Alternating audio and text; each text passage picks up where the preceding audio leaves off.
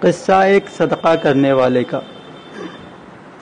حضرت ابو ہریرہ رضی اللہ تعالی عنہ روایت کرتے ہیں کہ ان حضرت صلی اللہ علیہ وسلم نے فرمایا کہ ایک دفعہ ایک آدمی نے یہ نیت کی کہ آج میں خدا تعالی کی راہ میں کچھ صدقہ دوں گا۔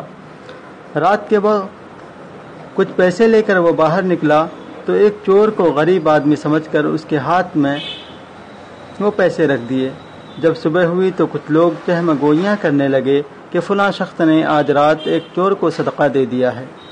اس شخص کو جب اس بات کا علم ہوا تو اس نے کہا، اے میرے اللہ، تو ہی ہمارا مالک ہے، صدقے کا مستحق تلاش کرنے میں مجھ سے غلطی ہوئی، اب میں صحیح رنگ میں کسی حقیقی مستحق کو صدقہ دوں گا۔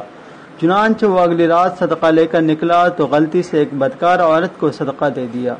جب صبح ہوئی تو لوگ تہمگوئیاں کرنے لگے کہ فلاں شخص نے آج رات ایک بدکار عورت کو صدقہ دے دیا ہے۔ جب اس آدمی کو اس غلطی کا علم ہوا تو اس نے کہا، اے اللہ، تو ہی حمد کا مالک ہے، مجھ سے ایک بدکار عورت کو صدقہ دینے میں غلطی ہوئی، اب میں صحیح کوشش کر کے کسی مستحق کو صدقہ دوں گا۔ چنانچہ وہ صدقہ دے کر نکلا لیکن غلطی سے ایک دولت مند کو صدقہ دے دیا۔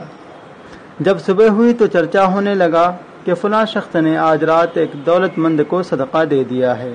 اس پر اس نے کہا، اے میرے اللہ، تو ہی حمد کا مالک ہے، میں نے ایک مرتبہ چور کو صدقہ دے دیا، ایک دفعہ ایک بدکار عورت کو اور ایک دفعہ دولت مند کو، ہر دفعہ کی غلطی پر نادم ہوں۔ وہ اسی سوچ میں تھا کہ آواز آئی کہ تو نے ایک چور کو جو صدقہ دیا، ہو سکتا ہے کہ وہ اس کی وجہ سے چوری سے باز آ جائے، اسی طرح بدکار عورت پر جو تو نے خرچ کیا ہے، ہو سکتا ہے کہ وہ یہ رقم پا کر برے کام چھوڑ دے۔ رہا دولت مند تو اس کو صدقہ دینے کا یہ نتیجہ ہو سکتا ہے کہ اس دولت مند کو عبرت حاصل ہو اور وہ سوچے کہ دوسرے تو اللہ تعالیٰ کی راہ میں خرچ کرتے ہیں لیکن میں اس برکت سے محروم ہوں، اس طرح وہ اپنے اس مال کو اللہ تعالیٰ کی راہ میں خرچ کرنے کی توفیق پا جائے جو اللہ تعالیٰ نے اس کو دیا ہے۔ سبق۔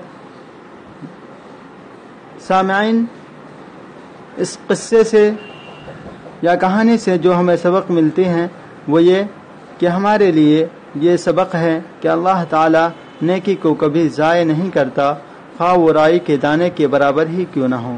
ہمیں ہمیشہ نیکیوں کی تلاش میں رہنا چاہیے۔